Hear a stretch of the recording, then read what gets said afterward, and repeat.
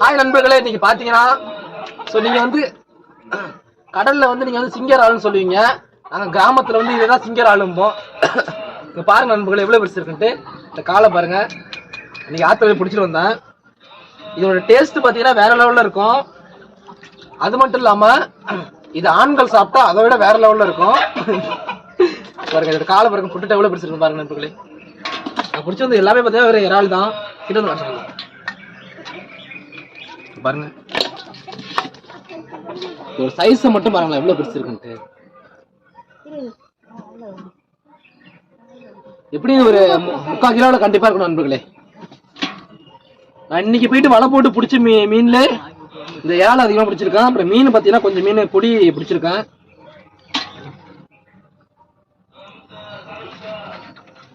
நண்பர்களே உழுவ மத்தியானம் பிடிச்சது இது.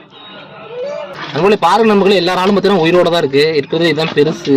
இது ஒரு சைஸ் இருக்கு. இதான் உங்க ஊர்ல வந்து என்ன ரேட்டுக்கு விற்கிறாங்க, இதெல்லாம் என்ன விலைக்கு போகணும் கமெண்ட்ல சொல்லுங்க நண்பர்களே. குஞ்சு இறால்